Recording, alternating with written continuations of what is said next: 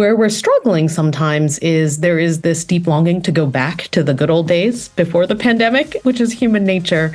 But also, we're trying to now understand beyond the emergency, what does this look like? This component, how do we continue to embrace virtual components in terms of access? Hello there, my name is Monica Burns, and welcome to today's episode of the Easy EdTech podcast. It is 2024, and whether you're joining for the first time, 100th time, or for the 200th time, I am so glad you're here.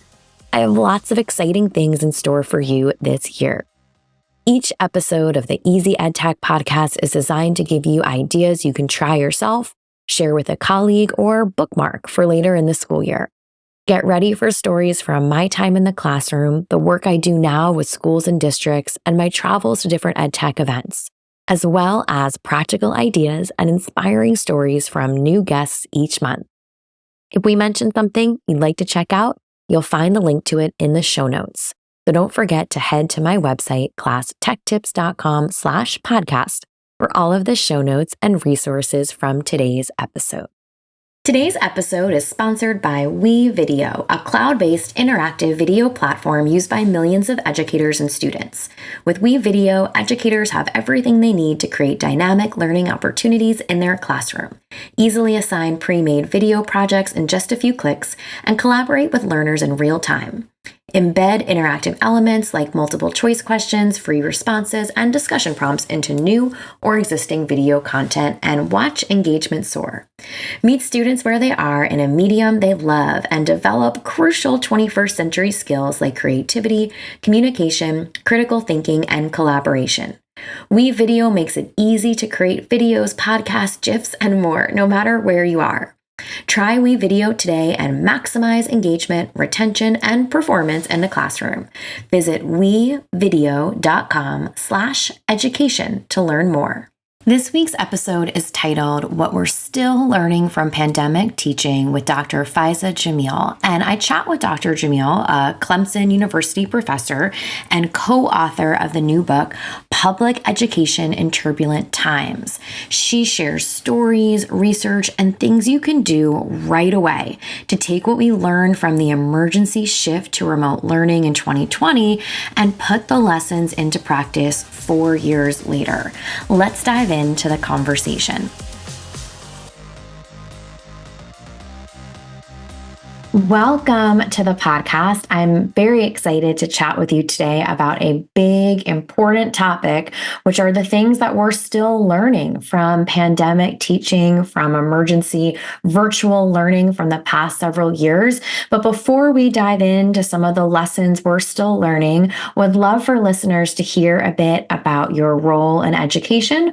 What does your day-to-day look like?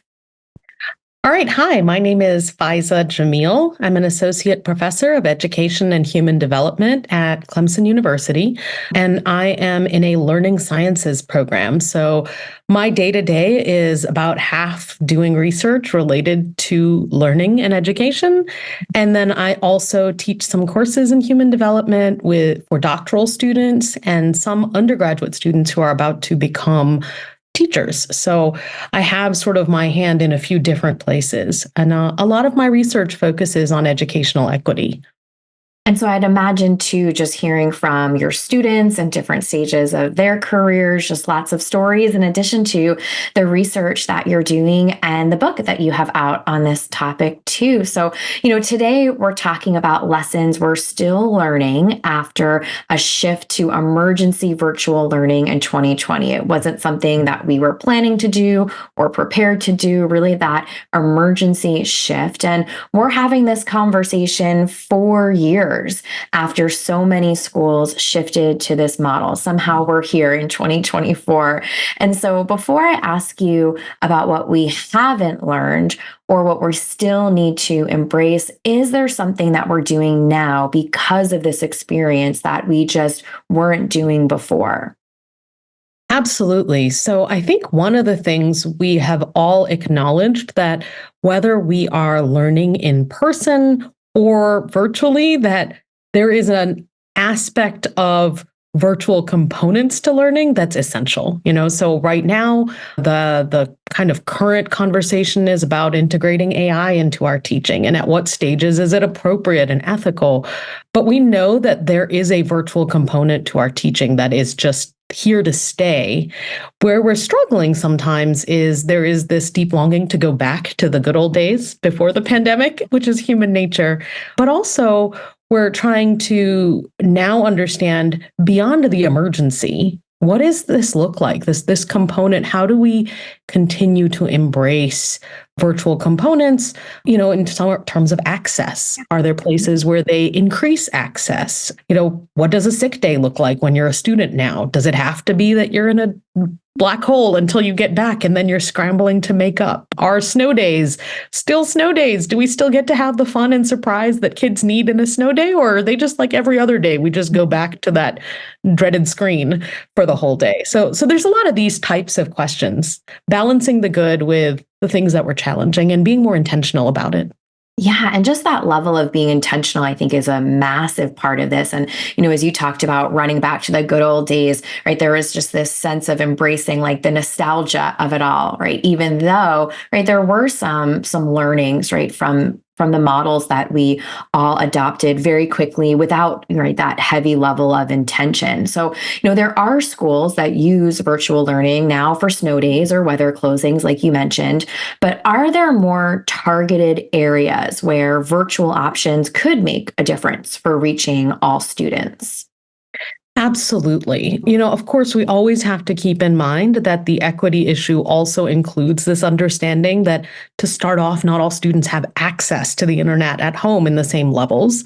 So, part of the conversation always has to pay attention to that. But things like rural districts, right? Access to advanced courses, AP courses in smaller schools is challenging because they don't have potentially enough students at one school to do that. But if we can combine our scheduling and intentionally schedule a class in a district that brings together the students online from multiple schools, then there's an economy of scale there that could really improve access for rural students. And that's one place where, in some ways, as more people moved into more remote areas during distance learning, but also working online, we're realizing that there's some real opportunities for equitable access in these rural districts. And I think there's just a lot more attention currently being paid to them. Yeah, and just that idea of scaling, right? The impact. I think it's such an interesting example to consider that although we might use some of these tools for that virtual learning because someone can't physically go to a space, right? Because of snow days, because of weather closings, just the idea that someone, even if they were, right, in a classroom, in a school building, in a district all the time, might not have the same access to the coursework, right? Like those advanced placement or different levels or different things that are of interest to them. So, building upon that idea, right? How is this an issue of educational equity? You mentioned the wireless and internet connectivity. What are the things districts have to pay attention to? I think there's probably things they're paying attention to within schools. Then there's a community level of attention that districts have to pay. One of the things we learned across all fronts during the pandemic was schools are the central hub of service to so many communities, which is an opportunity and a burden kind of all in itself. So within schools, is there enough technology within the school? Do students have devices? If we're going to require certain components, do they have access within the school to what they need? I think we've gotten pretty good at that. That was the one place where we made some quick advances when we had to. But then it's, when we think about access at home, is homework equitable? Is it developmentally appropriate? Does everyone have the same resources if they get homework when they're home? And that's a piece that in many ways, we're still struggling to find the right balance. If you have parents at home who have college degrees who can help you when you get stuck, homework is a much more productive activity. But if you're then using the same technologies at home to access schoolwork, but you can't make sense of it when you get stuck, then that's a lot of frustration and time wasted. And I think schools really have to pay attention to then that homeschool connection. Like, how are we making sure that we're differentiating our expectations, but also the supports we then provide when kids come back into the building? And that's where I think there's possibly some space where better communication needs to take place between schools and their constituents, their community, their families. And we just need to talk to each other more. The challenge is, as with most things in education, they get politicized so quickly that sometimes those conversations just don't occur. And one of our goals in the work that we've been doing in my research is really creating those spaces for community and conversation to inform what happens in schools. So there's no such thing as a best practice, right? There is a best practice in a place at a time, and figuring that other time place component out is such a inclusive thing. We have to have more voices involved in those conversations. Yeah, that's such a great point about wide recommendations, right? That might not be applicable, right, to a certain environment. And are we really listening to the people in our spaces as opposed to just everyone else, right, who might not have the same challenges or have the same understanding? I think those are such great points to consider for someone who might be listening and is really thinking about what they want to accomplish, right, over the end of the school year, or prepare, right, for the upcoming school year if they already have summertime in mind. And, speaking of the seasons, right, we're finishing out the winter season, moving well into spring here, but that doesn't mean that respiratory illness from the past few months, right, from the winter time where it might spike a bit, is completely behind us. And of course, this can be an issue, throughout the whole school year. So what can districts do to support all of their students as they deal with these type of very real challenges? Well, so this, I think, is a space where we have a lot of experience now that we're too quickly leaving in the past. So, for example, it wasn't uncommon that first year after the pandemic year for schools to have some students online and some at home that were in a hybrid format. Everyone hated it, right? Like I think that universally nobody liked that. But instead of thinking of that as a model for doing education, that might be a great way to handle sick days. When there's the triple demic of flu and RSV and COVID happening and just rolling in and out, there's a real challenge for teachers to manage keeping everyone kind of moving and catching up. But something as simple as opening up that Zoom link to kids at home who want to join in, to whatever level they're able to engage when they're sick, interact, engage, just so they don't miss what's happened in the classroom. And they can still go and complete their assignments on whatever the makeup policy is. But there's this aspect of connection that technology provided for us that we shouldn't let go of, because it actually has really powerful impacts on students staying engaged when they miss school for whatever reason. But also, and this is the second piece that I've really been considering, is our technologies also have such great power to connect socially and emotionally. A lot of our conversations focused on academic learning loss have really not taken into consideration enough the social losses, the losses of just normal childhood experiences with our peers and outside of our homes. And we probably need to think more on how we can use our technologies to support that. From something broad, like there's just not enough therapists and counselors in this country. But even more so in our day-to-day, if I'm homesick as a student, wouldn't it be nice if I had a buddy assigned in class who would just connect with me and say, "Hi, how are you doing? Is there anything you're worried you missed?" And building that level of community is just good for us in society. It teaches important social skills. And that's one way we can look at these technologies, not as threatening to something good and wholesome, but we could use them for things that are really positive and powerful. Those are such great examples that I think educators can really see in practice, right? They understand what it's like to lose connection with a student for 7 or 10 days while everyone at home is sick and they're at home, sick too with their brothers and sisters or whoever it might be, right? And just that idea of fostering a connection, not losing momentum completely, and right, realizing that there are some ways to continue using technology, even if we've put some things right to the side. So, for some listeners, they might feel like their district isn't thinking deeply about this issue or prioritizing it. And, what are some strategies a teacher could use to support their students, but also reduce the burden on themselves when kids miss school? Well, it's funny you should say that. I'm going to make a shameless plug for the book I've just written, where we have several case studies of strategies educators used during the pandemic. But the thing that I think might be helpful directly to educators is each chapter ends with a series of reflection questions throughout the book, just to think about how we can support our schools and communities in whatever role we play related to education. And for teachers, I think some of the places where there's some good thinking involved is, who are we asking questions to? How are we involving our students in the decision-making process, right? So one of the things that students learn in school is sort of how to be individual humans outside of the home. And so there's so many opportunities that kids can take on for leadership, for sort of ownership of that classroom community, for building a support network for each other and their peers. I have a teenager right now in high school, and he got the flu and missed a week of school.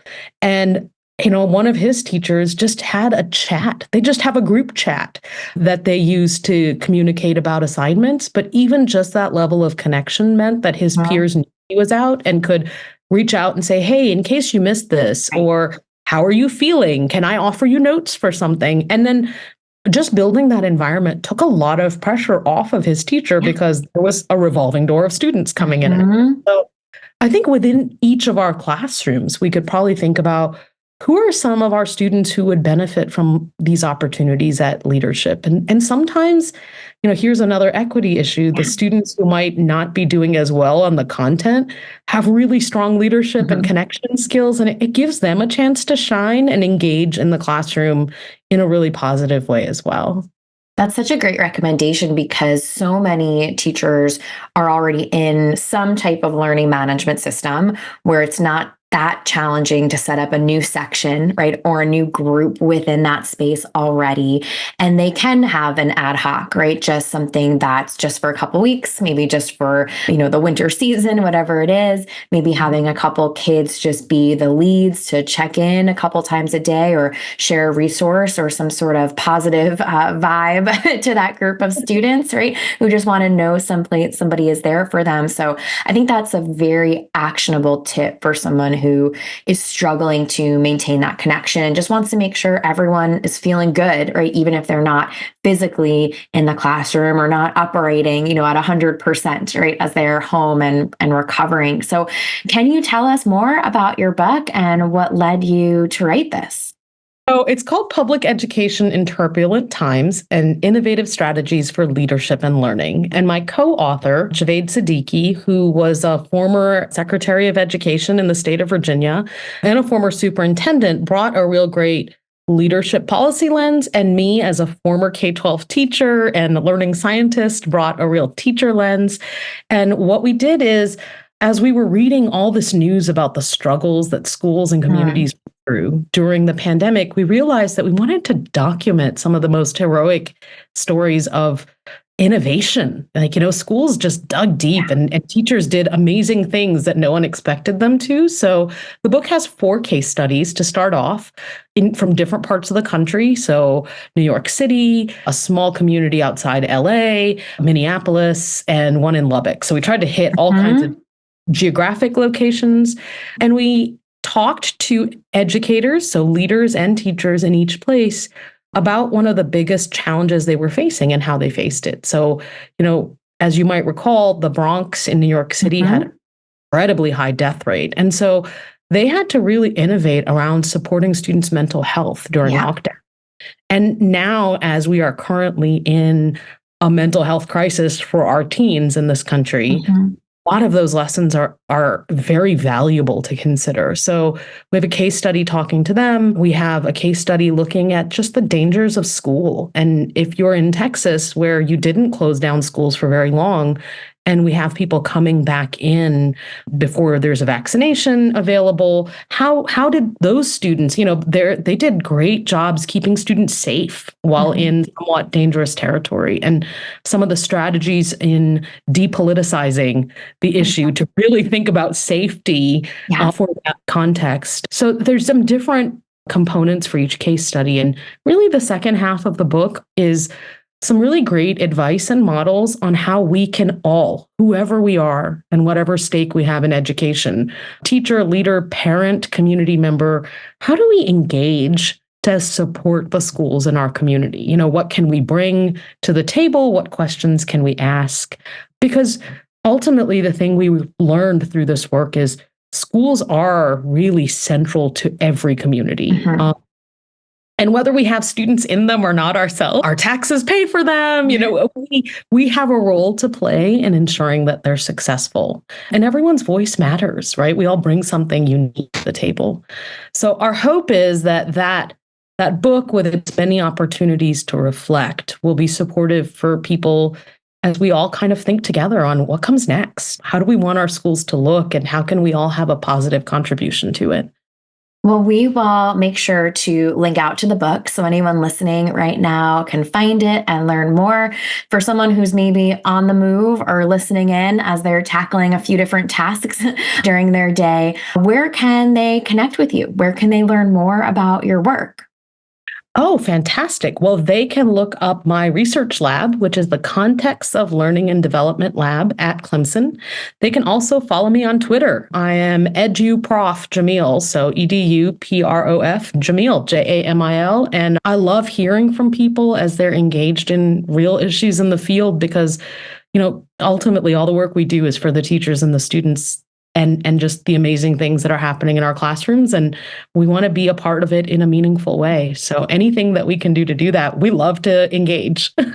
Well, thank you so much, Dr. Jamil, for your time today, for sharing these pieces of advice and resources with listeners. Thank you so much for having me.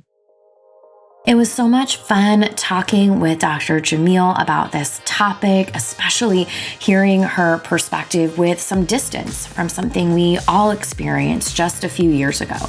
So let's make this EdTech easy with a few key points from today's episode. Keep an open dialogue with families to hear what they need. Leverage virtual learning experiences to help scale opportunities for students. Look for ways to maintain connections when students are learning from home. Remember, you can find the show notes and the full list of resources from this episode, including all of the ways to connect with Dr. Jamil, by heading to classtechtips.com/podcast and finding today's episode number 261. Thanks again to our friends at We Video for sponsoring today's episode. Visit wevideo.com/education to start your free 30-day trial of WeVideo and get instant access to powerful multimedia tools, interactive elements, ready-made video projects for students, and more. This March, we'll celebrate 5 years of the Easy EdTech podcast. To help celebrate, I'm hoping you can do us a favor. Leave a rating or review for the podcast wherever you're listening today. Spotify will let you tap on the stars, and Apple Podcasts will let you tap on the stars too and leave a 1 or 2 sentence review. A big thank you in advance for helping us get ready to celebrate this March.